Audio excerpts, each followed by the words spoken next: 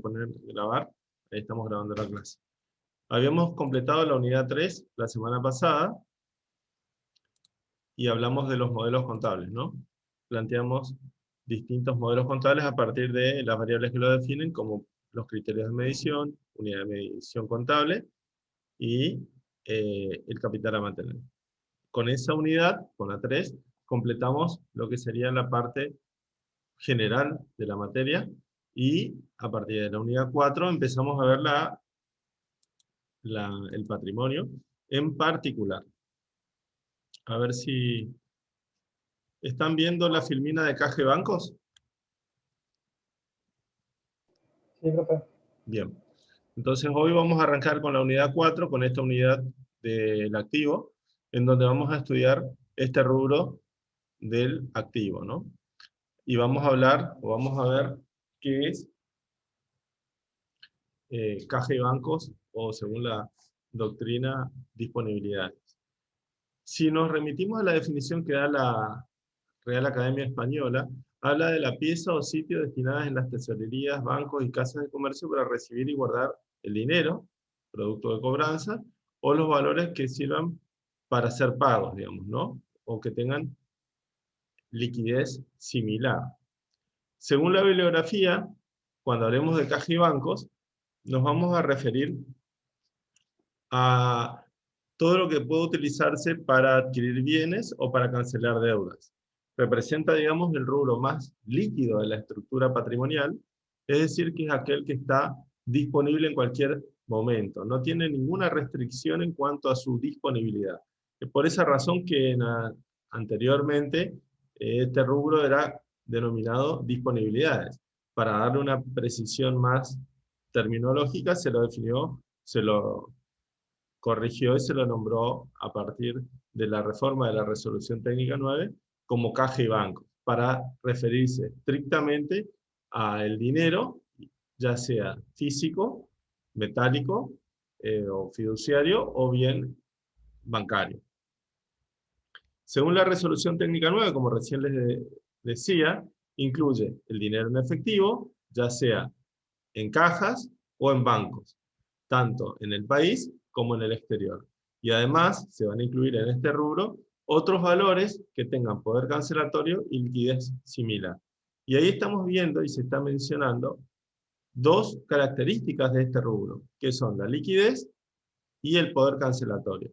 Si nosotros tenemos que referirnos a estas características de caja y bancos, tenemos que mencionar la liquidez cuando hablamos de la relación que tiene el dinero con la adquisición de otros bienes o servicios. En el sentido de que cuando estemos hablando de caja y bancos, no tiene que existir ningún impedimento o restricción para adquirir o disponer en cualquier momento y situación de este tipo de activos. Si existiese alguna limitación o condicionante en cuanto a su disposición, tendríamos que analizar si corresponde su inclusión dentro de este rubro. Es decir, que liquidez inmediata significa disponibilidad inmediata para adquirir bienes y servicios. Y cuando hablamos de la característica de poder cancelatorio, estamos hablando de la vinculación que tiene el dinero con las obligaciones. Y esa característica que se refiere al poder cancelatorio ilimitado. Es decir, como generalmente el dinero es la moneda de curso legal, su circulación es obligatoria y nadie puede negarse a recibir dinero en cancelación de una deuda. Es por eso que hablamos de poder cancelatorio ilimitado. Si existiese alguna norma legal que limitase o prohibiese la capacidad del dinero para extinguir una obligación, en ese caso también estaríamos ante un condicionante o una limitación para considerarlo como una pieza del rubro. Es decir que cuando hablamos de dinero, en general, el dinero sirve para extinguir cualquier tipo de deuda, ya sea dinerario o no dinerario.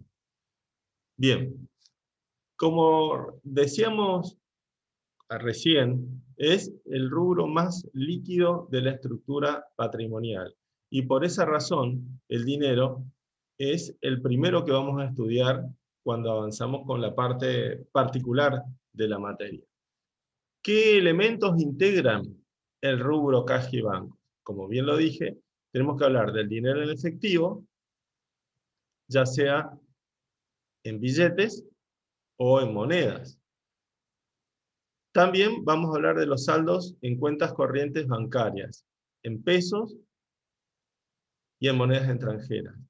Y los saldos de cajas de ahorro, en pesos y monedas extranjeras. Fíjense que cuando hablamos de depósitos bancarios, tenemos que referirnos a los depósitos bancarios que tengan disponibilidad, es decir, que estén a la vista del depositante. Quiere decir que no tienen que tener restricciones en cuanto a la disponibilidad. Por esa razón, por ejemplo, un plazo fijo queda afuera del rubro caja y bancos. Y en todo caso habría que analizar su inclusión en el rubro inversiones. Cuando estamos hablando de caja y bancos, tenemos que pensar también la tenencia de dinero, ya sea en moneda local, en nuestro caso pesos, o moneda extranjera, puede ser dólares, euros, etc. Pero lo que tenemos que considerar es que la finalidad de estas divisas sea su utilización como medio de pago y no como atesoramiento o inversión. Entonces, esto habilita la posibilidad de que la tenencia de divisas o de monedas extranjeras pueda ser incluida en el rubro caja y bancos o también en el rubro inversiones. ¿Qué es lo que va a definir su ubicación en un rubro u otro? El destino o la intención que tenga el ente. Si el destino es ser utilizado como medio de pago, en ese caso lo vamos a incluir en caja y bancos. Si el destino pensado o intención es canalizar el ahorro como medio de inversión para obtener ganancias o lucrar con eventuales diferencias de cambio, en ese caso vamos a considerarlas como inversiones. Aclaro esto porque puede ocurrir que nos encontremos con tenencias de divisas en ambos rubros. Y además van a integrar el rubro caja y bancos otros componentes, dice la norma, que tengan eh, poder cancelatorio o liquidez similar. Y habla y los menciona, entre otros, a los valores a depositar o al cobro, los fondos, fondos fijos o cajas chicas, así como los giros bancarios o postales que puedan existir. ¿Qué son estas, estas letras de cambio? En el caso de los valores a depositar o los valores al cobro, son los conocidos cheques que recibimos de clientes a través de cobranzas y que ingresan al ente en cancelación de un crédito, ¿no? Tenemos un crédito, nos pagan o cobramos una venta y nos pagan con un cheque. Un cheque es una letra de cambio, una orden de pago firmada por un tercero, un cuentadante que tiene una cuenta abierta, una cuenta corriente bancaria abierta en un banco, para que en determinada fecha nosotros vayamos al banco y cobremos la suma que está establecida en el importe.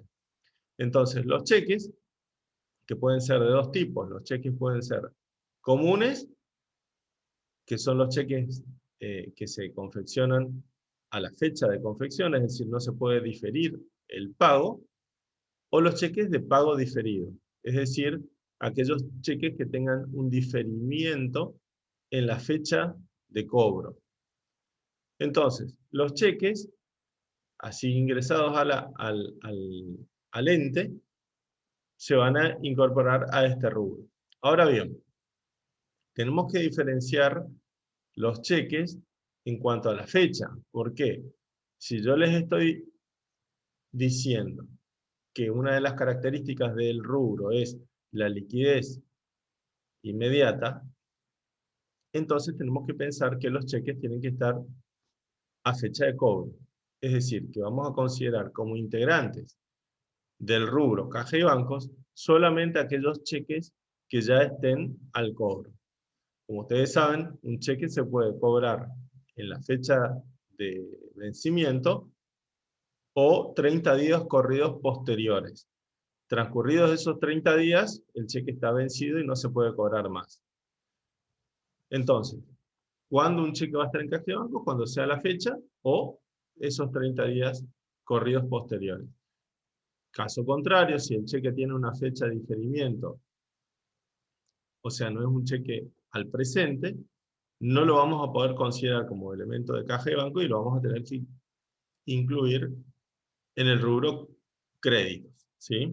Porque no representa dinero inmediato, sino dinero a futuro. Bien, los cheques también pueden tener como característica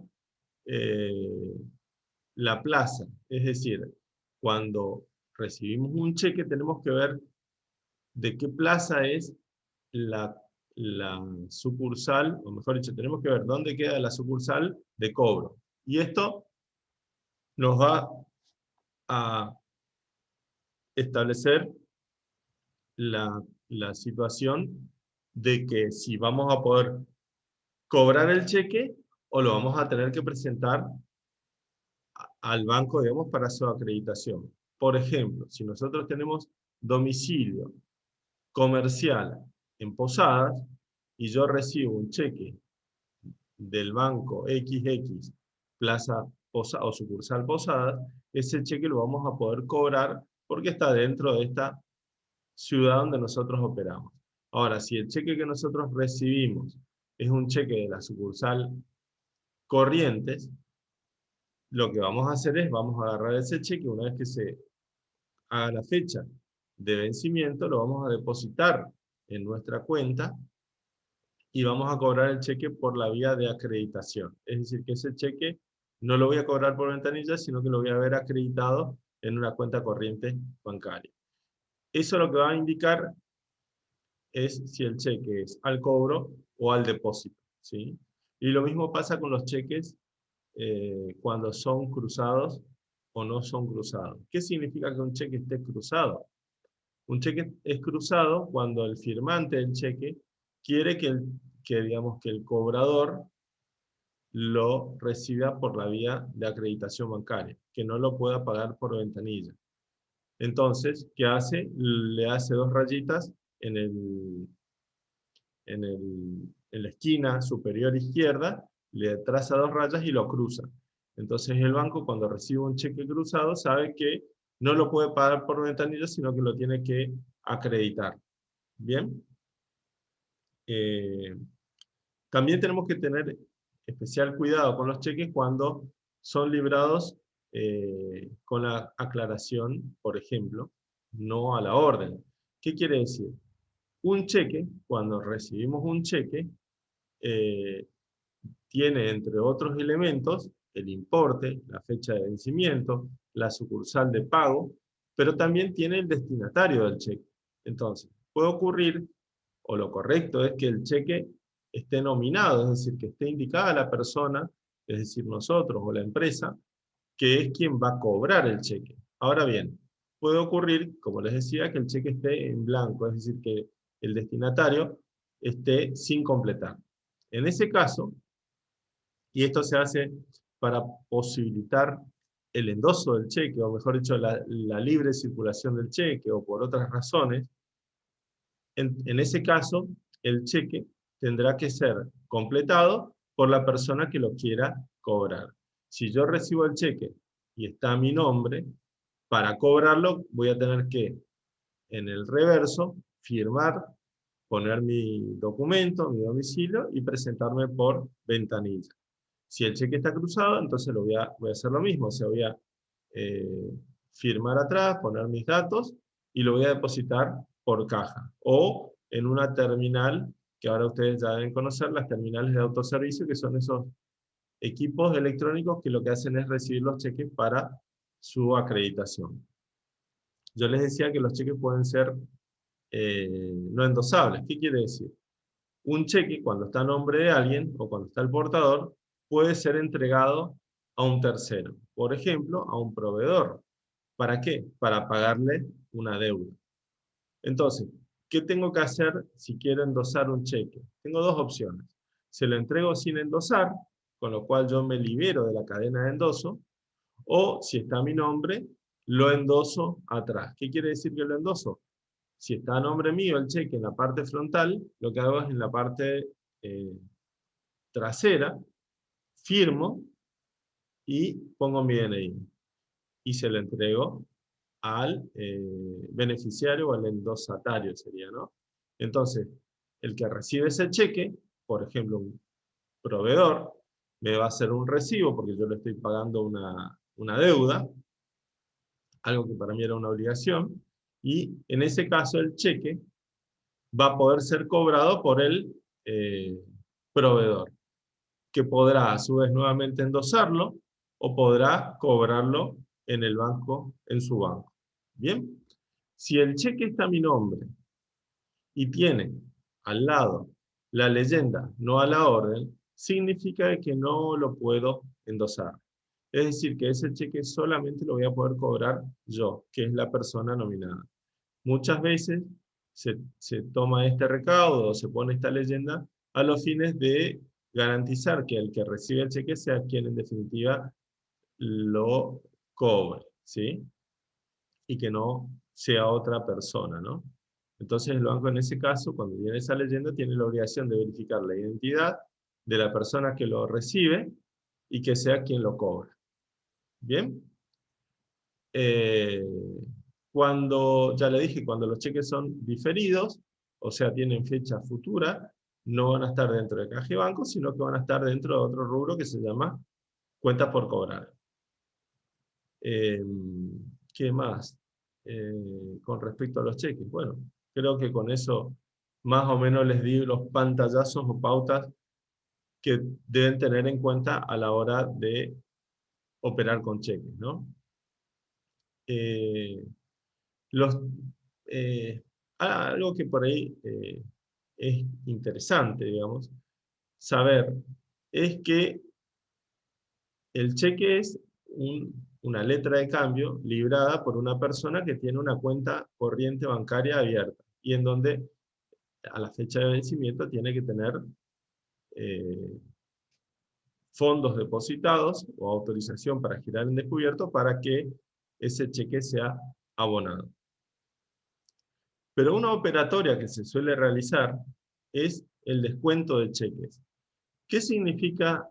Y lo voy a comentar rápidamente porque eso está relacionado más bien con cuentas por cobrar que con caja y banco, porque el descuento de cheques es una operatoria bancaria eh, que consiste en entregar al banco un cheque de pago futuro.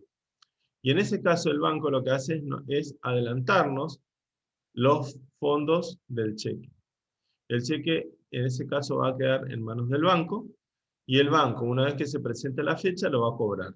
Ahora, lo va a cobrar al firmante, es decir, al titular de la cuenta. ¿Por qué les traigo les traigo este ejemplo y esta operatoria? Porque los cheques descontados, sobre todo en un banco, cuando uno descuenta un cheque en un banco, tiene que completar un formulario de cesión de cheques, que en sí es una cesión de crédito, porque por eso les decía, el cheque en ese caso es un crédito, un derecho a cobrar algo al firmante del cheque. Y nosotros a su vez endosamos el cheque. ¿Qué quiere decir? Que el banco, a la fecha de vencimiento del cheque, va a tratar de cobrar ese cheque. Pero si ese cheque no se paga, es decir, que el firmante del cheque no cuenta con fondos o no cubre el cheque, el banco nos va, si ya el banco nos dio la plata, el banco nos va a debitar ese valor, más en todo caso una multa y algún punitorio, de la cuenta bancaria. Nos va a debitar el importe del cheque, o es raro que no, o sea, no existe operatoria de descuento sin tener una cuenta corriente bancaria. Es decir, que lo que el banco va a hacer es nos va a cobrar el cheque. ¿Qué quiere decir esto? que nosotros cuando endosamos el cheque, nos convertimos en integrantes de la cadena de endoso. ¿Qué quiere decir eso? Que somos fiadores solidarios con el firmante. Es decir, que vamos a respaldar el cumplimiento del cheque. Si el banco no lo cobra del firmante, lo va a cobrar de nosotros. Por eso nosotros lo endosamos. Es por esa razón que cuando se realiza esta operatoria y nosotros cobramos el cheque anticipadamente, en realidad nosotros recibimos dinero, pero seguimos teniendo una deuda latente. ¿Con quién? Con el banco. Y esa deuda latente la vamos a cancelar el día en que el banco cobre el cheque. Ahora bien, nosotros no podemos saber si el banco cobra o no el cheque, salvo hasta el día en que el cheque tenga fecha de vencimiento y el banco lo cobre. Si el banco lo cobra, nosotros no nos vamos a enterar de nada. Ahora, si el banco no lo cobra, nos vamos a enterar que el banco no lo cobró porque va a figurar debitado en nuestra cuenta corriente. ¿Se entiende? Lo correcto para registrar estas operaciones de descuento de cheques es la utilización de las denominadas cuentas de orden. ¿Qué es una cuenta de orden? Es una cuenta que se utiliza para registrar la deuda latente, la deuda contingente, si quieren denominarlo, y por otro lado, el activo contingente, que es el cheque cedido. Es decir que yo voy a tener dos cuentas de orden siempre utilizadas, una en el debe y otra en el haber. Entonces, si yo tengo un cheque por ejemplo, 10.000 pesos, y lo descuento, y es un cheque que vence dentro de 60 días, entonces voy a completar ese formulario que yo les decía de cesión de cheques, voy a endosar el cheque, o sea, lo voy a firmar atrás, y voy a llevar el formulario junto con el cheque al banco, y lo entrego. ¿Qué va a hacer el banco? Me va a recibir ese formulario, me va a dar una copia, y se queda el banco con el cheque. Y ese mismo día, el banco me va a acreditar el importe del cheque, que les dije, de 10.000, menos un descuento. Por ejemplo, nos va a descontar 800 pesos. Entonces, ¿qué vamos a ver acreditado nosotros? El importe del cheque de 10.000 menos ese descuento. O sea, 9.200, en el ejemplo que les estoy dando. ¿Y nosotros qué vamos a registrar? Bueno, vemos por un lado el ingreso de dinero, que no es dinero en efectivo, sino dinero bancario, porque va a estar acreditado en la cuenta, por 9.200. Vamos a tener un descuento de 800 pesos y una deuda contingente con el banco. Entonces, ¿qué vamos a hacer? Podemos en ese caso registrar documentos al cobro o cheques al cobro descontados contra la cuenta a documentos al cobro cedidos. Una en el debe y una en el haber. Y en la cuenta bancaria vamos a acreditar los 9.200 pesos y eh, como ingreso de dinero, los 800 pesos de gastos, que es el descuento que nos cobra el banco por adelantarnos los fondos del cheque, y eh, la salida del cheque. Quiere decir que ese cheque que salió de valores al cobro o valores a depositar, va a estar registrado hasta la fecha de vencimiento en esa cuenta de orden. Si al momento del vencimiento no ocurre nada, es decir, el banco cobra el cheque, bueno, lo que vamos a hacer es revertir el asiento de las cuentas de orden. ¿Se entiende?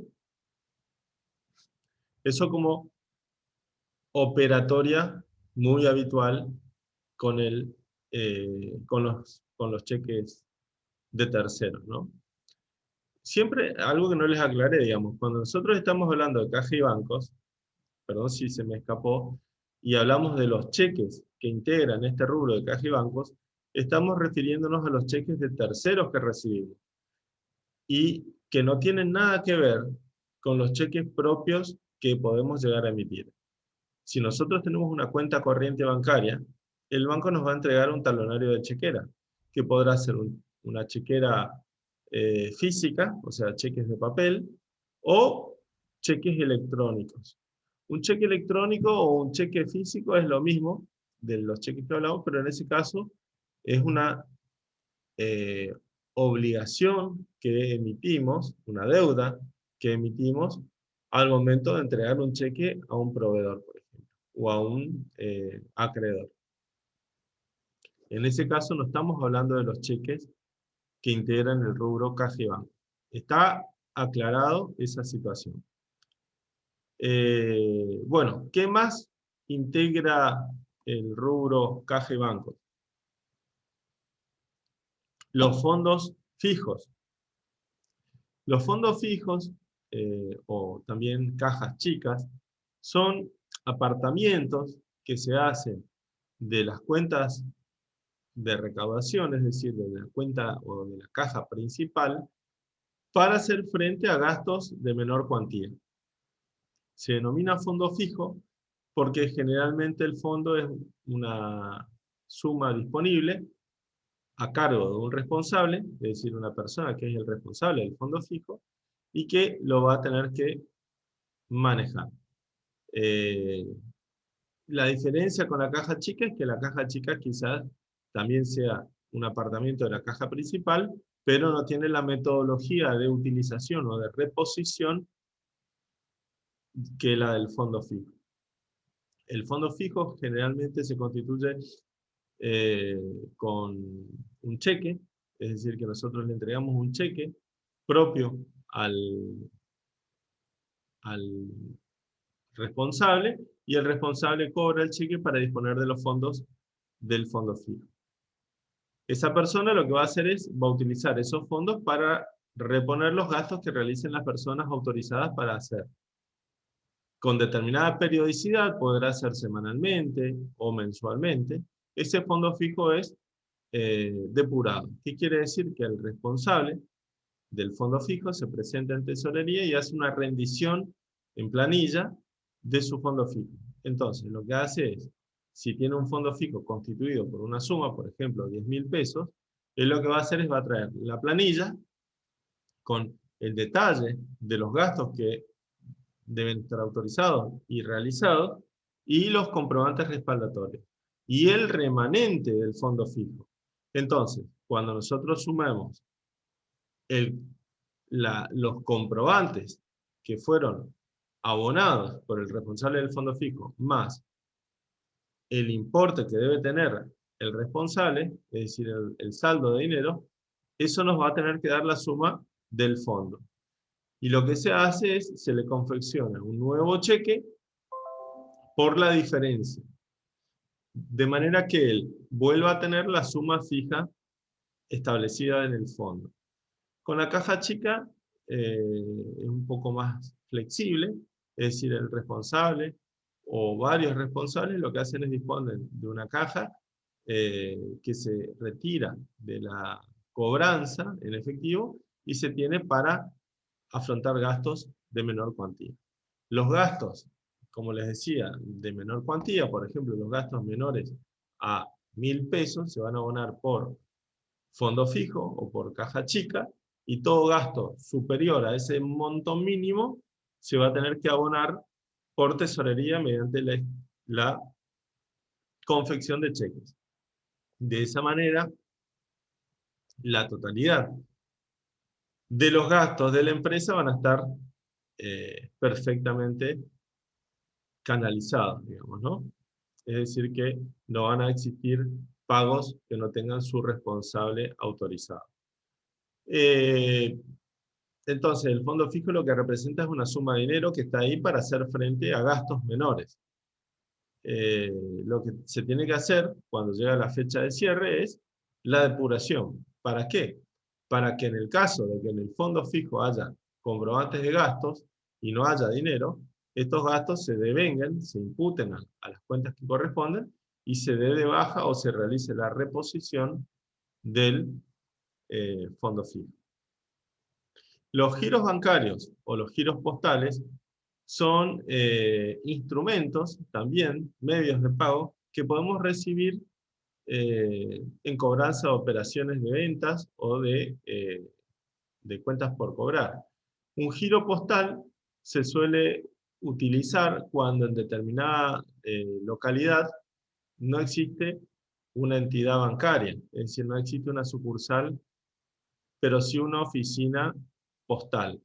Entonces, si alguien me quiere enviar dinero, lo que hace es, va a la oficina postal de su domicilio y me realiza un giro postal. Entonces, la empresa de correos lo que va a hacer es me va a enviar a mi domicilio el giro, que es un papel. ¿Qué tengo que hacer yo cuando recibo ese giro postal? Que lo voy a recibir en el domicilio. Tengo que ir hasta la oficina postal de mi domicilio y cobrar el giro. De manera que cuando yo, empresa o persona, recibo el giro, tengo un papel que representa dinero. Solamente tengo que ir al correo y cobrarlo. Un giro bancario es lo mismo, pero prácticamente hoy ya no existen los giros bancarios. Se suelen utilizar cuando uno tiene que realizar giros al exterior, es decir, más allá de la frontera de un país, y bueno, y en ese caso sí existen empresas que prestan este tipo de servicios. Lo que yo voy a hacer es recibir por correo un papel que me indica que tengo que ir a tal lugar a recibir o a cobrar una suma de dinero. Entonces representa dinero en efectivo. Nada más que solamente está el trámite de ir y cobrarlo. ¿Ok? Bueno, algo que no está en las filminas, pero que tenemos que hablar es, porque en la filmina directamente ya pasa a la cuestión de la medición contable, pero tenemos que hablar de el reconocimiento contable. ¿Qué es el reconocimiento contable? ¿Se acuerdan cuando hablábamos en la unidad 3 de los problemas contables fundamentales? Yo les decía el reconocimiento contable. ¿Cuál es el momento en el que tengo que reconocer la existencia de un elemento del patrimonio? Entonces, en este caso, la problemática del reconocimiento contable de los elementos de caja y banco tendrá su característica particular. ¿Por qué?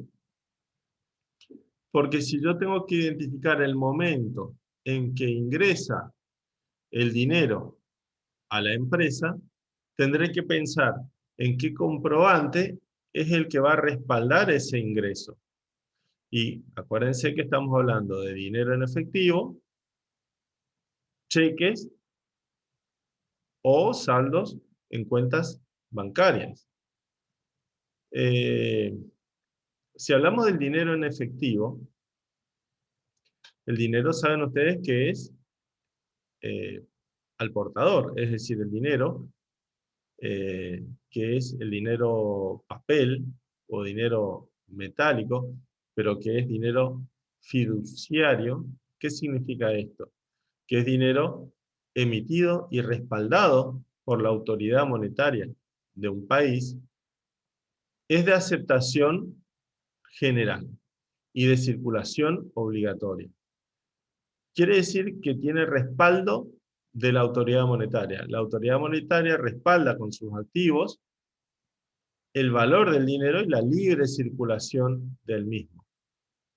Entonces, piensen ustedes cuando están en la empresa, ¿cuál es, y según la operatoria, cuál es el comprobante que va a respaldar el ingreso del dinero a la empresa? Si estamos pensando, por ejemplo, distintas operatorias por las que ingrese dinero al ente, y podemos pensar la habitual, una venta de mercaderías o de servicios. Entonces, ¿cuál va a ser el comprobante que va a respaldar, si la venta es de contado, obviamente, cuál es el comprobante que va a respaldar el ingreso de la mercadería? Les estoy preguntando. La factura. En ese caso, la factura de venta, que tendrá que tener como condición de contado. ¿Sí? Y en ese caso, yo voy a tener el respaldo en ese comprobante. Ahora bien, si se trata de una cobranza de cuenta corriente, ¿qué quiere decir? Que fue una venta de otro momento, o sea, de un momento anterior, en cuenta corriente, y con posterioridad cobro esa factura. Es decir, es una venta de otro mes y la cobro este mes. ¿Qué comprobante es el que va a respaldar el cobro de esa venta en cuenta corriente? La factura no, porque la factura se emitió, como ustedes ya saben, en otro mes, un mes anterior. Y la factura decía, condición de venta, cuenta corriente. Entonces, ¿qué comprobante va a respaldar el ingreso del dinero en este caso? El recibo, El el recibo. duplicado. El recibo de cobranza. Excelente. Entonces ahí ya tenemos dos comprobantes por el cual se respalda el ingreso de dinero o de cheques, porque puede ocurrir que me paguen con dinero o con cheques. Ahora yo les pregunto, si los cheques que me entregan en cobranza de una venta anterior en cuenta corriente, si el cheque es al día, ¿qué va a ser? ¿Caja y bancos o va a ser créditos? Caja y banco. Caja y banco. Caja y bancos. Y si el cheque es para el mes de, estamos en abril, si el cheque es para el mes de julio, por ejemplo, ¿qué voy a hacer? Créditos. Bien, créditos por venta. Quiere decir que en ese caso, yo voy a estar cobrando un crédito con otro crédito, no con caja y banco. ¿Se dan cuenta? Pero fue una pregunta, y si en tal caso, no sé, la cuenta que tenemos que cobrar no tiene fondo, ¿pasaría a deudores por venta, incobrable? ¿Y vos cómo te enterás que no tiene fondos? ¿Por qué te lo dice el banco? Entonces estamos recibiendo un cheque al día. Y en ese caso nosotros llevamos el cheque al banco y el banco nos dice el cheque no tiene fondos. ¿Así sería el ejemplo? Claro, sí, que directamente que el dinero no ingresa, digamos, en nuestra cuenta. ¿No ingresa o no te pagan? Claro. Si es un cheque que se cobra por ventanilla, ¿qué va a hacer el banco? Te va a sellar el cheque y te lo va a devolver. Entonces, en ese caso, nosotros que lo teníamos en caja y bancos, lo vamos a pasar a otra cuenta que se llama cheques rechazados. Y ahí nos tenemos que preguntar qué es un cheque rechazado. Es un cheque que llegada a la fecha de vencimiento no fue cubierto por el firmante. ¿Qué pasos tenemos que seguir cuando tenemos un cheque rechazado? Y bueno, es una negociación. Puede ocurrir, no siempre que un cheque esté rechazado significa que ya es incobrable. Por eso les estoy explicando esto. Puede ocurrir de que el firmante ese día, por cualquier razón, no haya llegado a cubrir el banco, ¿sí? Porque tuvo un problema de salud, por lo que sea, no importa. Entonces, ¿qué tenemos que hacer nosotros? Tenemos que ponernos en contacto con el firmante, llamarlo y decirle, tengo un cheque tuyo rechazado. Puede ocurrir que el firmante me diga, tráemelo que te doy la plata. ¿Por qué? Porque si el firmante presenta ese cheque en el banco dentro de X cantidad de días, ese cheque se archiva y no registra cheques rechazados, lo cual para el firmante del cheque es muy importante porque no daña su historial financiero en los distintos sistemas de datos bancarios. Entonces, es muy probable, y además no incurre en multas. Entonces, puede ocurrir que si yo llamo, pero yendo a la pregunta concreta que me hicieron, ese cheque yo no lo voy a dejar en valores al cobro, sino que lo voy a pasar a otra cuenta que va a llamar cheques rechazados.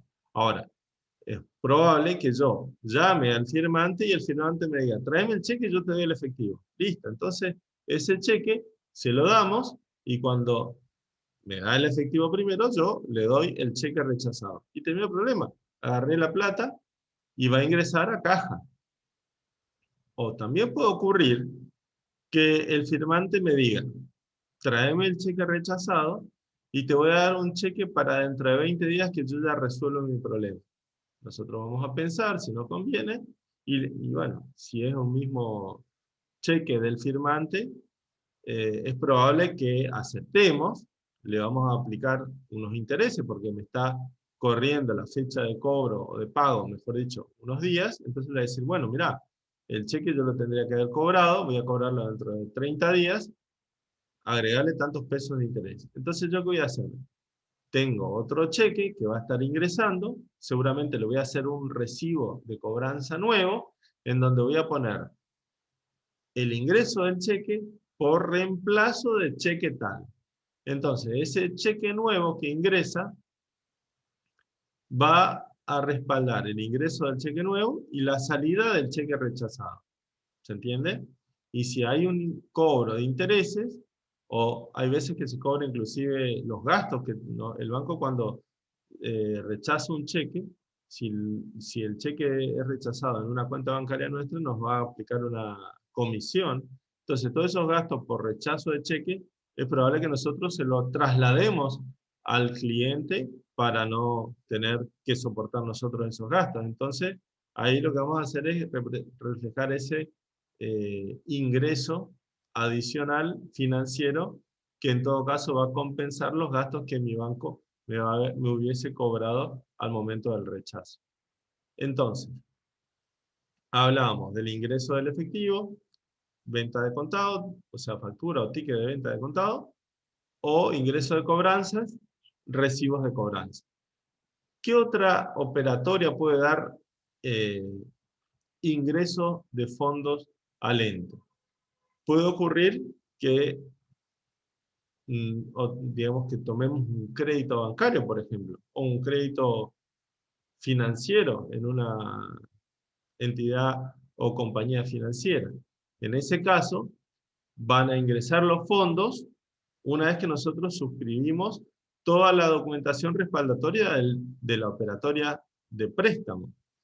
Para eso nosotros vamos a tener que presentar documentación referida al patrimonio, avales, garantías, etcétera, un montón de papelería en un banco, que una vez analizado por el banco y evaluado el riesgo, el banco nos va a decir, bueno, te hemos calificado favorablemente para el otorgamiento de tal línea crediticia. Entonces, no va a haber un recibo ni una factura de cobranza, sino que lo que va a haber es una documentación respaldatoria, pero también va a haber una acreditación de fondos electrónica. Es decir, que los fondos van a figurar acreditados en una cuenta corriente bancaria. En ese caso, nosotros, al consultar el resumen o el extracto bancario, ahora les voy a explicar qué es, nos vamos a enterar de que el dinero ingresó a nuestra cuenta. El resumen o extracto bancario es un resumen que entrega el banco al titular de la cuenta. Estos resúmenes hoy en día ya no se reciben más de manera física, sino que son electrónicos. Es decir, que uno a través de la operatoria informática puede consultar los movimientos bancarios a través de Internet. Y ingresa a través del home banking a la cuenta corriente y ve el detalle de todos los movimientos. Y en ese caso, nosotros vamos a constatar el saldo que se va a ver modificado, va a verse incrementado, y tendremos que consultar el movimiento en donde va a estar el crédito otorgado. Y en ese caso va a estar también la fecha en que ingresó el crédito. En ese momento yo voy a tener el ingreso de los fondos y también el pasivo que asumo, porque es un pasivo que estoy asumiendo, ¿no? Hablamos de ingresos por ventas, cobranzas, otorgamientos de préstamos, pero también puede ocurrir que ingresen fondos porque los socios aportan, es decir, que haya una suscripción de acciones que sea integrada en efectivo. En ese caso, ¿qué documentación es la que va a respaldar el ingreso de los fondos? Tendremos que ver el acta de suscripción de acciones, donde es un instrumento público, es decir, que interviene un escribano, en donde va a estar perfectamente detallado el monto de acciones que suscribe cada suscriptor y digamos, la cantidad de dinero que tiene que integrar. ¿Por qué hago esta salvedad? Porque el suscriptor va a suscribir acciones por un valor de capital nominal, pero a su vez tendrá que integrar por otro valor. Generalmente, la integración se realiza a un valor distinto del capital que uno suscribe. Esto es un tema de emisión de acciones, pero que se suele realizar sobre la par y tiene una explicación de por qué, pero digamos, lo que va a tener que ingresar o integrar, en este caso el accionista, va a ser el valor de la emisión, no el valor de suscripción de capital. Puede diferir, y esa diferencia ustedes ya deben saber que se llama prima de emisión, pero a nosotros lo que nos va a interesar es saber que va a tener que ingresar una suma de dinero.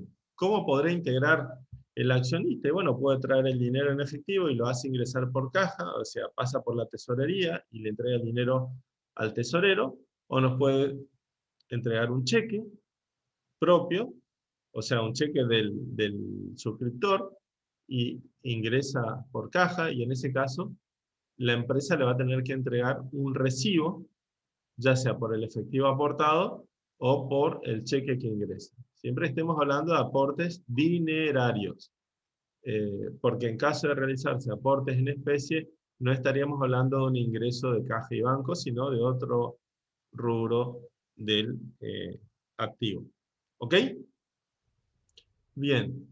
Y si nos referimos a cualquiera de los otros elementos que integran el rubro, por ejemplo, un fondo fijo, tendremos que ver el acta de suscripción y de constitución del fondo fijo, en donde va a haber un responsable que recibe un cheque y se compromete, digamos, a la reposición periódica del fondo.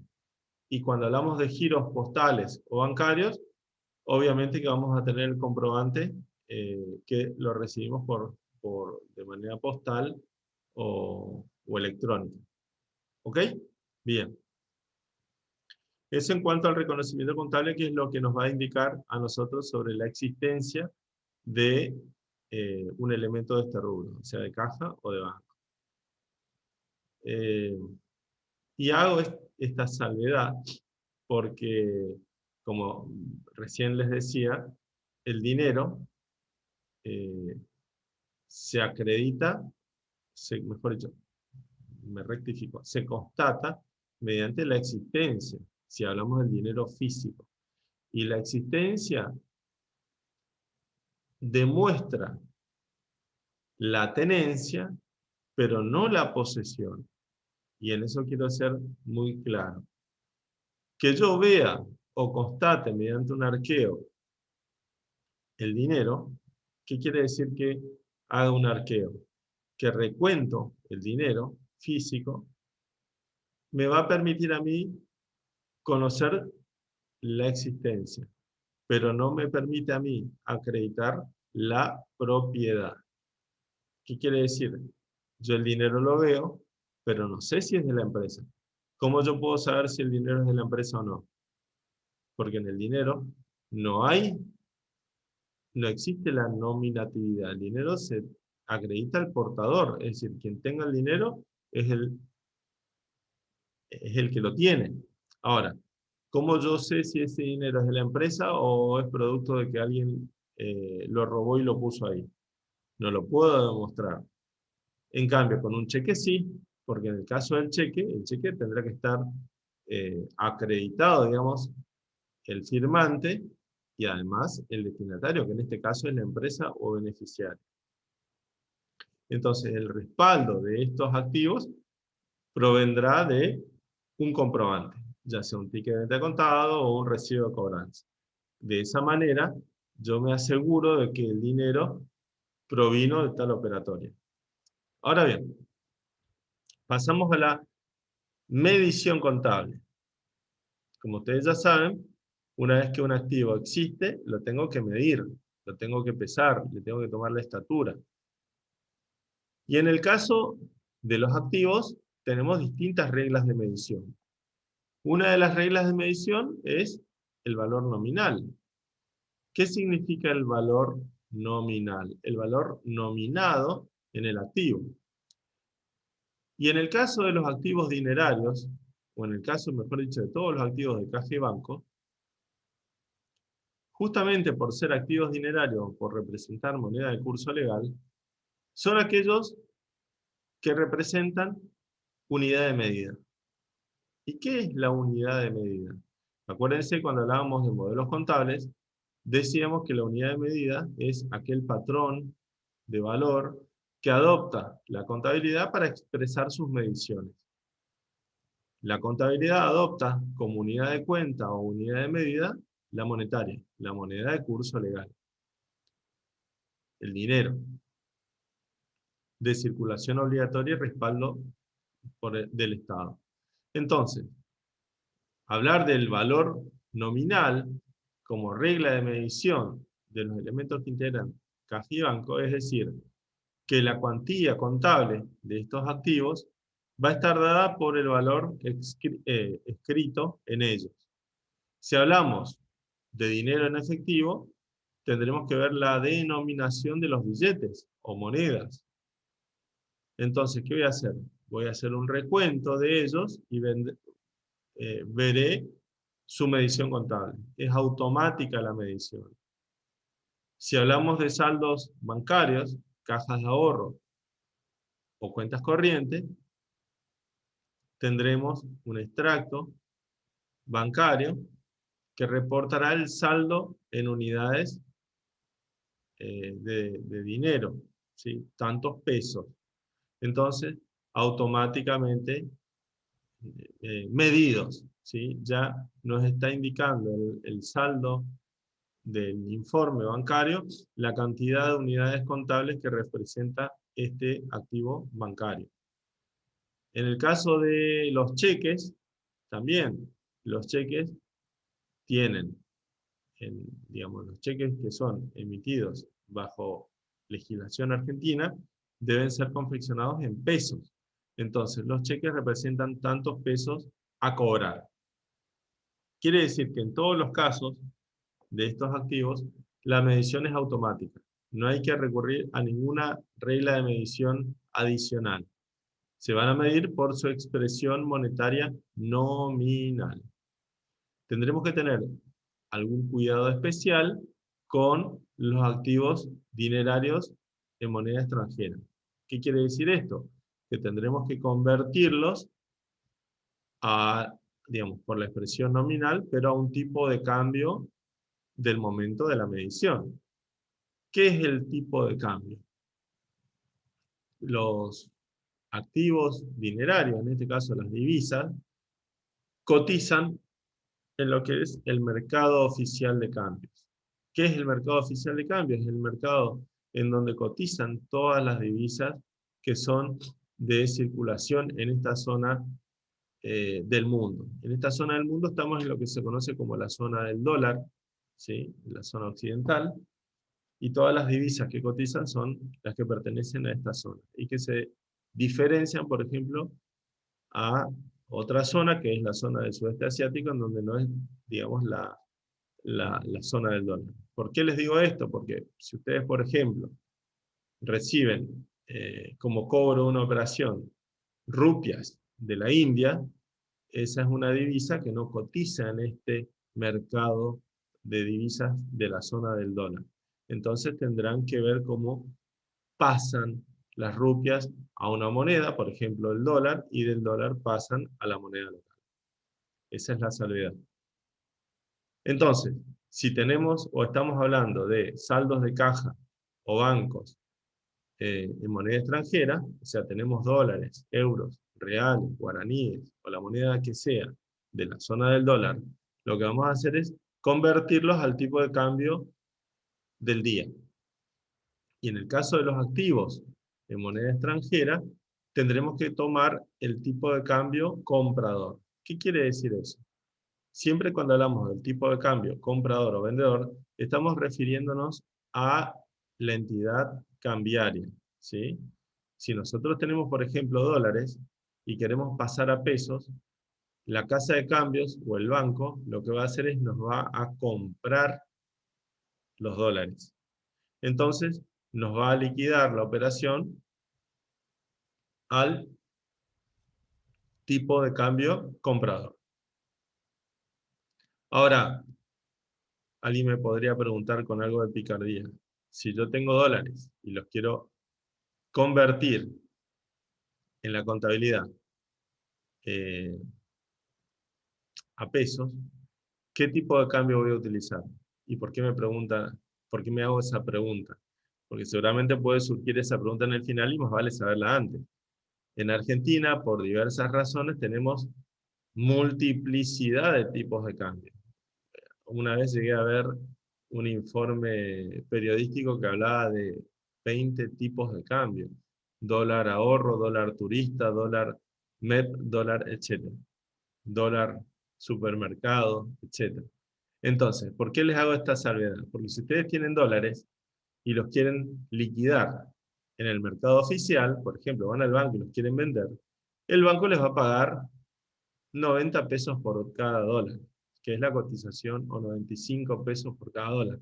Ahora, si ustedes van al mercado ilegal, que sería el nombre, ¿no? El mercado paralelo, pero que es mercado en sí al fin, porque es real y existe, el mercado paralelo les va a pagar por cada dólar 140.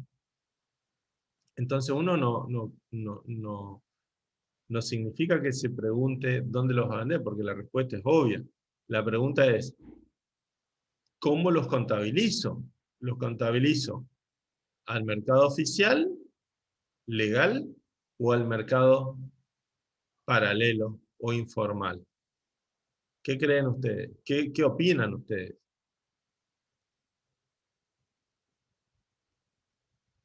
¿Qué harían? Me estoy preguntando, ¿me están Yo escuchando? estoy entre dos, o al oficial o al precio al que lo adquirí, pero me parece que el oficial, ¿no? Lo que pasa es que si nosotros y la diferencia dónde queda, porque yo estoy teniendo más plata de la que estoy contabilizando. También se me queman las manos. Cuando uno Bueno, adquiere, vamos cuando uno adquiere abajo. divisas en el mercado oficial, eh, seguro que va a pagar la cotización más los impuestos. Ese es el problema. En Argentina, en este momento, adquirir divisas está gravada por distintos tipos de impuestos. Tenemos el impuesto país, hay otro impuesto que ahora no me acuerdo, que hacen que en total sea un 65% la carga impositiva si uno quiere comprar dólares. Entonces, supongamos que el dólar cotiza en la banda vendedora a 100 pesos, lo voy a pagar 165. 100, que es la cotización, más ese impuesto. Ahora, si lo quiero adquirir en el mercado paralelo, lo voy a pagar 140, está cotizando por estos días en el mercado paralelo. Entonces, ¿qué debe reflejar la contabilidad? La realidad económica. Ahora, ¿debe la contabilidad reflejar un delito económico? ¿Qué quiere decir delito económico? ¿Se puede operar en un mercado que no sea el mercado oficial de cambios? ¿Qué creen ustedes? ¿Debe la contabilidad reflejar este hecho? Y nos exponemos a sanciones o multas por parte de la autoridad cambiaria o en todo caso la autoridad tributaria, la AFIP, porque ahí en ese caso nos van a estar preguntando cómo obtuvimos los dólares, etc. Entonces, conclusión, siempre que tengamos divisas, las debemos convertir al valor oficial. La contabilidad no debería ser reflejo de hechos al margen de la ley, digamos, ¿no? Después, que se venda a otro valor es otro cantar, ¿sí? Pero la medición va a ser al tipo oficial, al tipo de cambio comprador. ¿Ok? O por lo menos eso es lo que dicen las normas contables. Es cierto, hay un párrafo de la norma que dice que deberá convertirse al tipo de cambio oficial, en este caso al tipo de cambio comprador, siempre que sea representativo de la paridad efectiva. ¿Escucharon o leyeron alguna vez ese párrafo dentro de las normas contables? ¿Qué quiere decir que sea representativo de la paridad efectiva y que no tenga o surja de fluctuaciones importantes o significativas a la fecha de cierre? En este caso, esta diferencia que existe entre el valor de cotización oficial y el valor paralelo, podría entenderse que representa un desvío significativo en cuanto a la paridad efectiva, y podría ser una forma de canalizar esa cuestión. ¿Bien? ¿Aclarado? Bien. Entonces, cuando tenemos dinero o efectivo en moneda extranjera, ojo que también podemos tener moneda extranjera en cuentas. Es decir, yo puedo tener una cuenta corriente radicada en el Uruguay o en Paraguay, que van a ser tantos dólares. Entonces, lo que voy a hacer es convertir la cantidad de divisas al tipo oficial. ¿Ok? Bien. Me perdí en qué estábamos. Estábamos hablando de la medición contable. Exacto. Y ahí está. Los saldos de monedas extranjeras deberán convertirse al tipo de cambio vigente al momento de la medición, de modo que resulte un valor representativo de la paridad efectiva. Ahí está lo que yo les decía. Ojo con las diferencias de cambio que, cuando sean determinadas, tendrán que considerarse como ingresos o costos financieros. Y también habrá que ver el eventual efecto impositivo de las diferencias de cambio. Ustedes saben, cuando nosotros hablamos... Epa, esperen que se me movió. ¿Están viendo la filmina de Caja y Bancos? Porque se me movió recién. Sí, sí, Sí. Bien.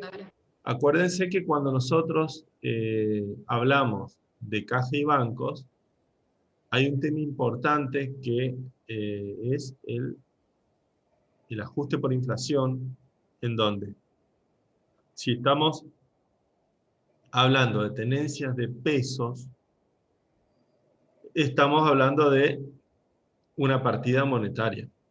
Como yo les dije, está automáticamente medida y representa poder adquisitivo del momento. Es decir, no tiene que recibir o realizarse ningún ajuste con respecto al ajuste por inflación. Ahora, si hablamos de la tenencia de monedas extranjeras, ya sea efectivo o saldos bancarios, estamos hablando de una partida no monetaria. ¿Por qué? Porque no representa moneda de curso legal. En ese caso, el tratamiento contable de esta partida es distinto, difiere a la de los pesos. Habrá que reexpresarlas a fecha de cierre y luego convertirla al tipo de cambio comprador. De esa manera surgirá, si existe, una diferencia de cambio o diferencia de cotización. Y habrá que considerarla, digamos, como un ingreso o como un costo financiero. Si la cotización subió, va a determinar un ingreso financiero, y si la cotización bajó, un costo financiero. ¿Qué es lo que estamos observando ahora? Fíjense que ahora la cotización del dólar está estable, digamos. Llegó a estar en 98 pesos y ahora bajó un poquito, está en 96. Quiere decir que, por distintas razones, el tipo de cambio se estabilizó. Habría que ver cuáles son las razones, pero en ese caso, digamos, estaremos teniendo un resultado financiero negativo. Ahora, si lo comparamos con la evolución histórica del tipo de cambio, y bueno, sí, hace un año el dólar estaba por los 60 o los 70 pesos, a 90 y pico que está ahora, claramente tuvo un aumento en la cotización. Bien, pasando a la medición en particular, tenemos que hablar de dos cosas. Una es la medición y otra es la validación, que con el rubro caja y bancos tenemos que comentar. Así como Por ejemplo, en cualquier rubro, nosotros si tenemos los bienes de uso, validar el saldo significa ir y constatar la existencia de los bienes de uso. Validar los bienes de cambio significa ir y constatar la existencia. Si hablamos de un inventario de mercaderías, ¿qué hacemos? Vamos y hacemos un inventario en el depósito, es decir, constatamos que las mercaderías estén. Una vez que nosotros decimos la mercadería existe, luego la medimos. ¿Cómo la medimos? Y bueno, de acuerdo al costo de reposición, valor neto de realización, etc. Con el dinero pasa exactamente lo mismo. Primero hay que validarlo, constatarlo y luego medirlo. Entonces, ¿cuáles son los distintos procedimientos de validación? En el caso de el efectivo y los valores, tenemos que hablar del procedimiento de arqueo físico. ¿Qué es el arqueo físico? Es el recuento del dinero o de los valores. Si son cheques, si son giros, etc. Se vuelven a contar. En el caso de las cuentas bancarias, el procedimiento de validación se conoce con el nombre de conciliación bancaria, que consiste en un procedimiento de control para validar el saldo entre el extracto del banco, el extracto lo emite el banco, que como yo hoy les decía es electrónico, y el mayor contable de mi banco, ¿no? De la misma manera que el arqueo lo que busca, el arqueo de efectivo de valores busca validar el saldo y conciliarlo entre el recuento y el saldo, la conciliación hace lo mismo. Entonces, ¿cuál es el procedimiento de validación necesario para el efectivo y valores? Yo les decía el arqueo o el recuento. Es necesario pero no suficiente. ¿Por qué? Un procedimiento de recuento es suficiente cuando además asegura que los fondos están resguardados. Por ejemplo, acreditados en una cuenta bancaria. Es decir, cuando hablamos de dinero en efectivo o valores, o más que nada en efectivo, lo más seguro es ingresarlos en una cuenta bancaria. Es decir, depositarlos en una cuenta bancaria. Porque el arqueo acredita la existencia, pero no la propiedad. ¿Se entiende lo que les estoy diciendo?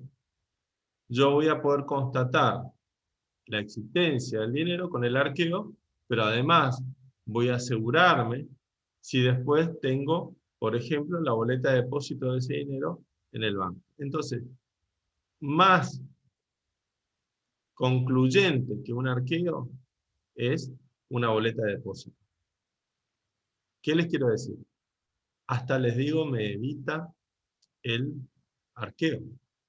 Supongamos que yo tengo un responsable de caja y yo soy el tesorero, que tengo que validar el dinero que ingresó ayer en la empresa. Entonces, ¿qué voy a hacer? Voy a tirar los distintos cierres de caja de todas las cajeras o cajeros y les voy a pedir que junto con los tickets de caja me traigan las boletas de depósito o la boleta de depósito o entrega al transporte de caudales. Hoy las empresas, por cuestiones de seguridad, transfieren los fondos a una empresa de transporte de caudales para su bancarización.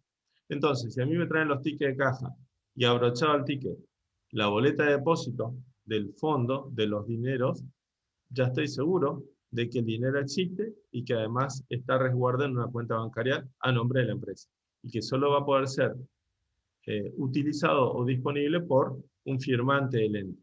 ¿Se entiende lo que les digo? A mí no me sirve que me traigan la plata, porque yo puedo pensar que la plata es del cajero y una vez que terminó el arqueo, él devolvió la plata a quien era y no era de la empresa. Es decir, malversaron los fondos. A eso me refiero. Cuando hablamos de las cuentas bancarias, un procedimiento de conciliación busca justamente sanear esas diferencias. y buscar o justificar las diferencias entre el mayor contable y el mayor del extracto. Cuando uno analiza los saldos del mayor y del extracto, va a determinar cuáles son las diferencias. Esas diferencias se clasifican en diferencias temporarias y permanentes. ¿Cuáles son las diferencias permanentes? Son aquellas que dentro de determinado periodo de tiempo se sanean. Por ejemplo, un cheque que tiene determinado plazo para la acreditación o una acreditación mal hecha. Entonces, las diferencias permanentes se tienen que registrar, se deben depurar. ¿Y cuáles son las que se mantienen pendientes en una conciliación? Las temporarias. Es decir, que son aquellas que, transcurrido el periodo de tiempo, se acreditan o se debitan y dejan de ser una diferencia entre ambos saldos.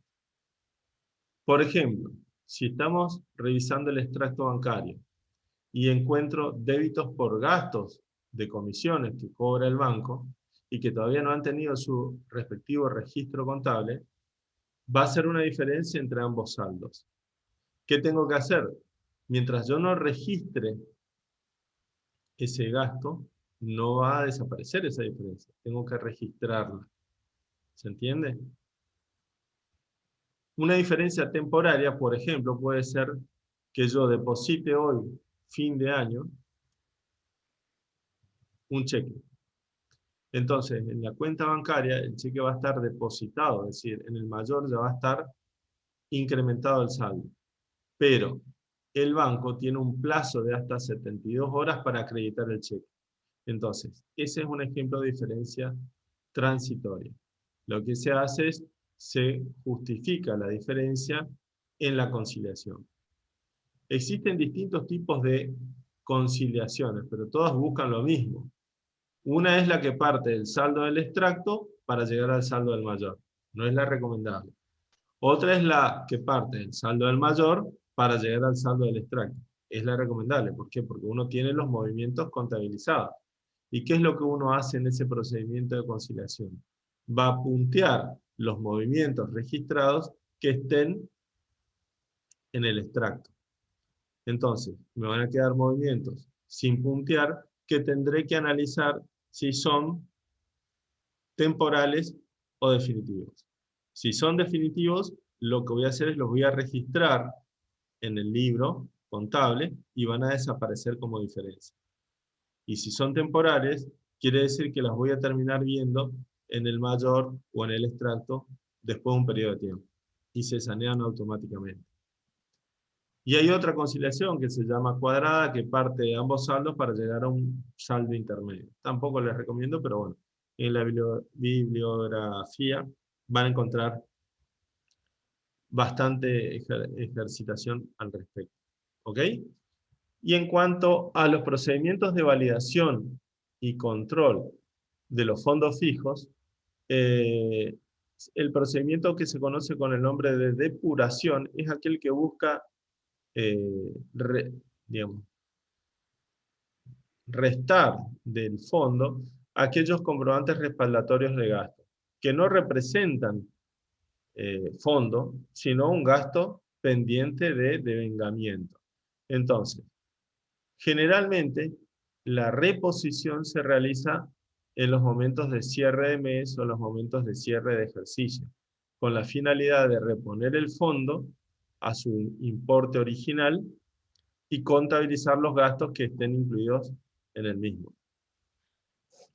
En el caso de que exista una diferencia, supongamos que el fondo era de 10.000 pesos, se arquea 2.000 pesos y tengo comprobantes por 7.000, me estarían faltando 1.000 pesos.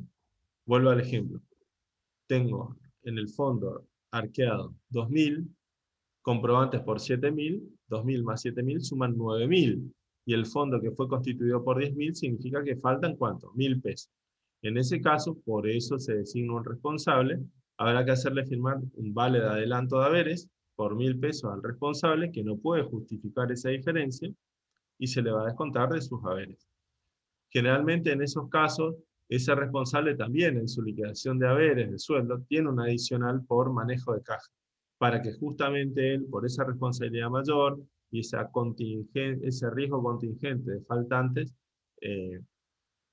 se vea resarcido. En realidad, si él es responsable de cualquier faltante, ¿no? ¿Y cómo lo va a respaldar? Con su sueldo. Bien, en cuanto a la exposición contable del rubro, yo ya les había dicho que integra la estructura del activo más líquido, es decir, que está dentro del activo corriente, y como dentro del activo los rubros se exponen de mayor a menor grado de liquidez, los primeros que van a aparecer son los que integran el rubro caja y banco. Quiere decir que son corrientes porque al cierre representan dinero o su equivalente.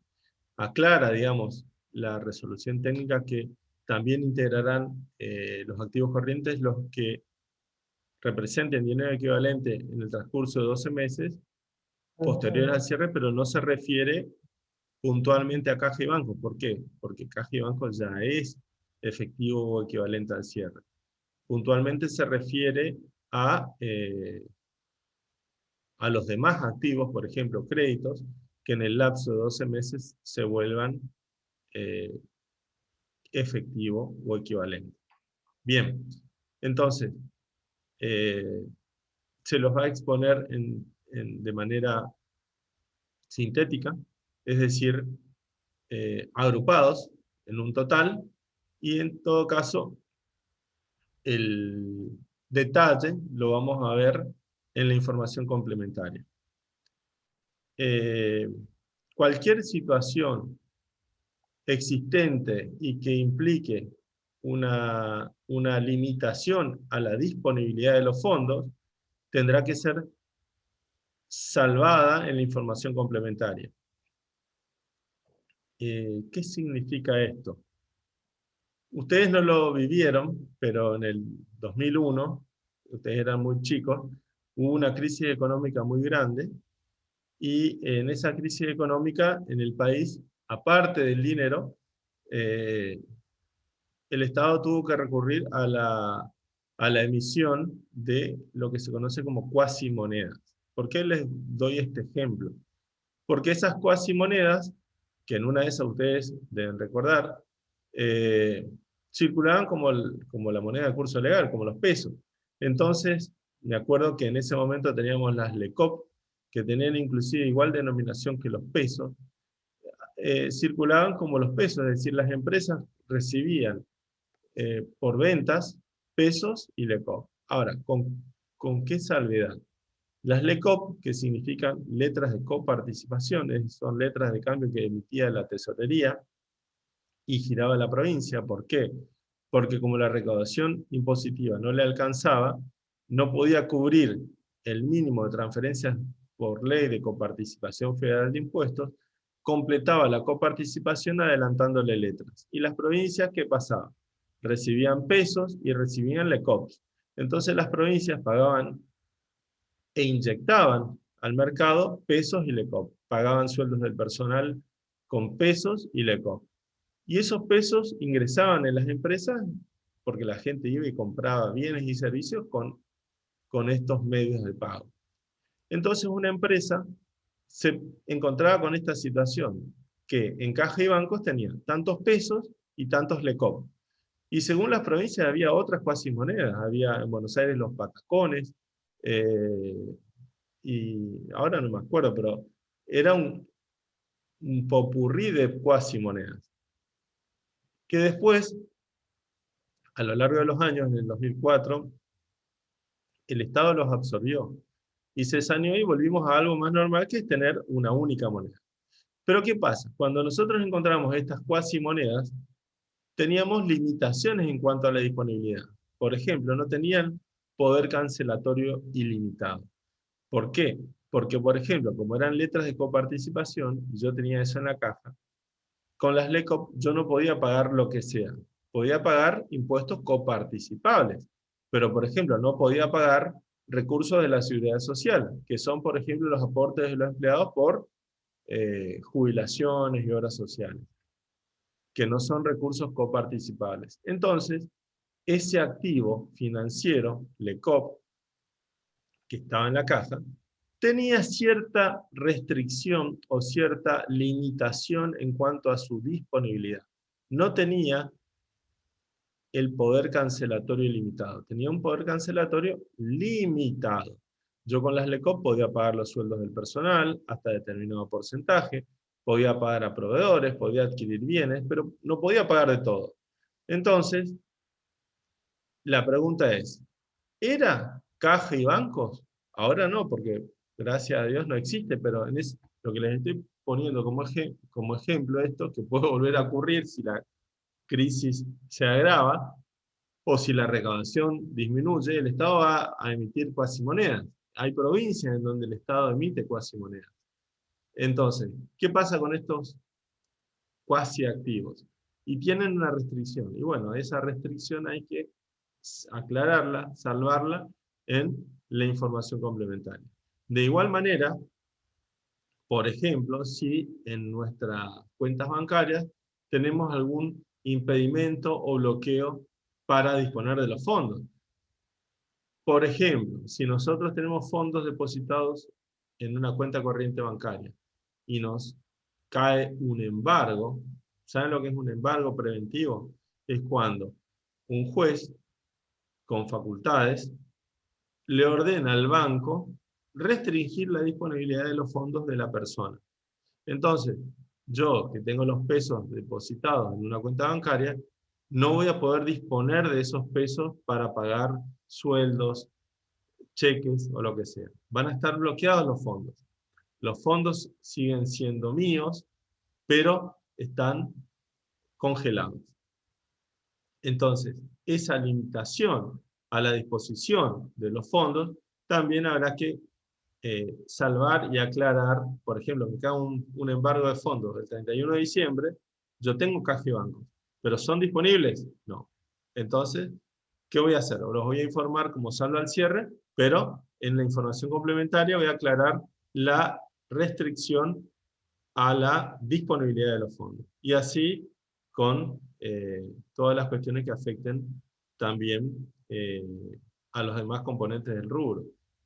Ya sea cheques, si son cheques rechazados, si son cheques postdatados. No, cheques postdatados dijimos que van a cuentas por cobrar. Pero sí, si tenemos tenencia de moneda extranjera, bueno, vamos a informar los saldos y los tipos de cambio que hemos considerado para su contabilización. Bien, con esto completamos lo que sería Caja Banco. Esta unidad es bastante breve, cortita, así que, a ver un poquito.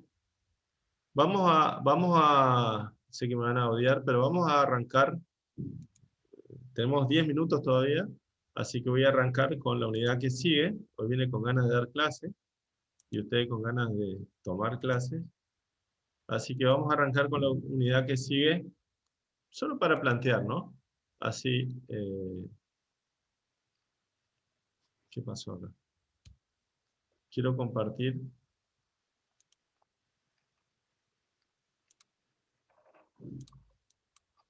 Cuentas por cobrar.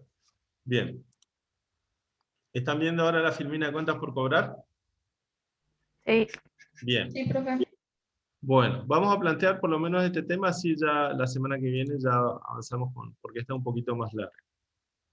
Fíjense que hablamos de cuentas por cobrar y no hablamos de créditos por ventas. ¿Por qué? Porque hay una diferencia de lo que podría entenderse como género y especie. Nosotros vamos a hablar de cuentas por cobrar cuando hablamos del género. Y vamos a hablar de créditos por ventas cuando hablemos de la especie. ¿Qué quiere decir? Cuentas por cobrar representa un derecho que uno tiene a recibir de otro, generalmente dinero. Pero también puede ocurrir que tenga derecho a recibir algo que no sea dinero, un bien o un servicio. Entonces, una cuenta por cobrar, fíjense ahí la la representación existe cuando alguien, en base a un hecho anterior, tiene derecho a recibir dinero, bienes o servicios. Y la obligación para un tercero a favor del ente que tenga un alto grado de posibilidad de ser cumplida. Es decir, que una cuenta por cobrar representa un derecho contra alguien para recibir dinero, bienes o servicios, pero que tenga un grado elevado de probabilidad de cobro. Con lo cual estamos dejando afuera las cuentas por cobrar de bajo grado de cobrabilidad. ¿Cómo determinar el grado de cobrabilidad de un crédito? Y generalmente uno trata de pensar que va a cobrar todo, pero existen distintos elementos que uno permite, que uno puede analizar para determinar la cobrabilidad o no de una cuenta por cobrar. Como puede ser la solvencia o el respaldo que tenga el deudor, la garantía que tenga el instrumento, etc. No es lo mismo un crédito común y corriente que un crédito que tenga, por ejemplo, una garantía segura. Entonces, cuando estemos hablando de cuentas por cobrar, vamos a pensar que son tales las que tengan un grado elevado de probabilidad de cobro. Según la bibliografía, de presente y futuro, en los entes que persiguen fines lucrativos, representan derechos exigibles a clientes cobrables dentro del ciclo operativo normal de los negocios, así como aquellos no relacionados con la operatoria principal del ente. Según la resolución técnica 9, son derechos que el ente posee contra tercero para recibir sumas de dinero u otros bienes o servicios, siempre que no respondan a las características de otro rubro del activo. ¿Por qué aclara esto la resolución técnica 9? Porque yo recién les decía que esto es el género y no la especie. Cuando nosotros vemos en la resolución técnica 9 los distintos rubros del activo, vemos que en todos los rubros del activo prácticamente vamos a encontrar cuentas por cobrar. Pero va a existir un rubro o dos rubros que se refieren expresamente a las cuentas por cobrar por ventas o demás. Todas las cuentas por cobrar que no corresponde incluirlas en créditos por ventas u otros créditos, tendrán que ir a otro rubro del activo. Por ejemplo, en el rubro bienes de cambio, en donde están las mercaderías para venta o mercadería para reventa, vamos a incluir las cuentas por cobrar por anticipos a proveedores. Es decir, que si yo hago un anticipo a un proveedor por compras de mercaderías, eso es una cuenta por cobrar, porque representa derechos a recibir mercaderías. Entonces, ese derecho a recibir mercaderías es una cuenta por cobrar, pero que lo voy a incluir en otro rubro del activo. ¿Cuál? Mercaderías. De igual manera, si yo hago un anticipo por la compra de un bien de uso, o entrego, por ejemplo, en parte del pago una unidad nueva, un bien usado, estaré haciendo un anticipo al proveedor de un bien de uso. Hasta que me entregue la unidad nueva, ese anticipo representa una cuenta por cobrar. Es decir, la voy a incluir dentro del rubro bienes de uso. Y así en cada rubro del activo. Entonces, en todos los rubros del activo, prácticamente vamos a encontrar cuentas por cobrar. Es decir, derechos contra terceros a recibir dinero, bienes o servicios basados en un hecho anterior. Es decir, algo que le dio origen. Ese hecho anterior, que está acá, que le da origen, es lo que permite clasificar a las cuentas por cobrar según su naturaleza. Fíjense, acá hablamos de las cuentas por cobrar que se originan en distintas operatorias. ¿Cuáles son esas operatorias?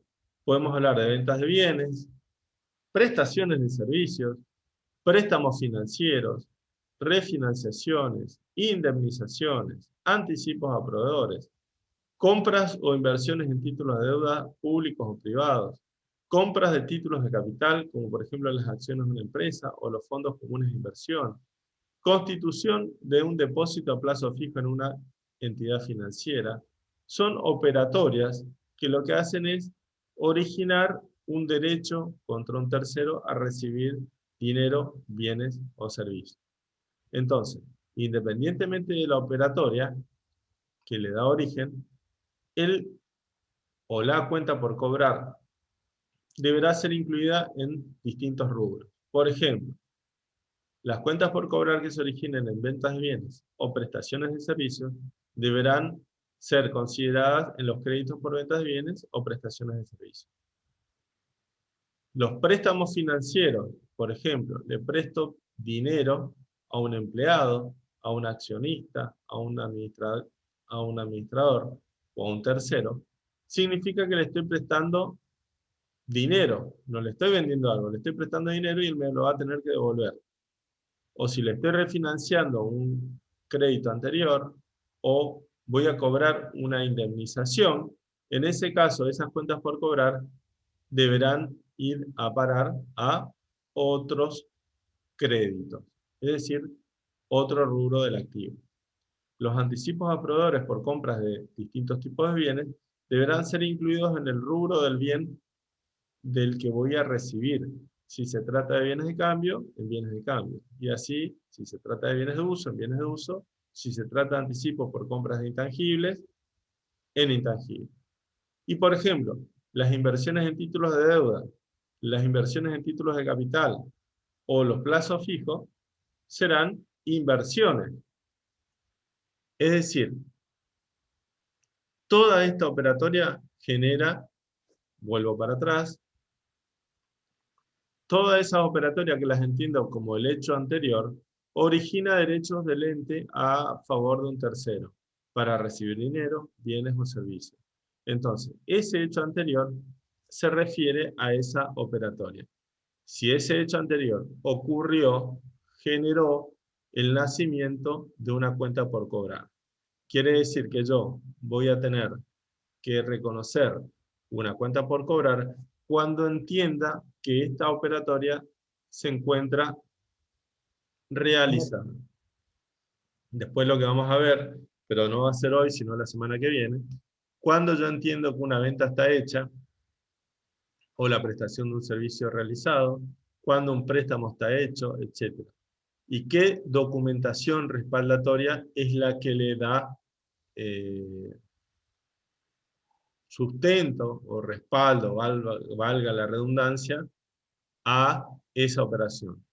De manera que si ese respaldo documental existe, yo digo, la operación se realizó y la cuenta por cobrar ya existe. Bien, vamos a dejar por acá, porque así les doy un ratito para que ustedes descansen. Voy a detener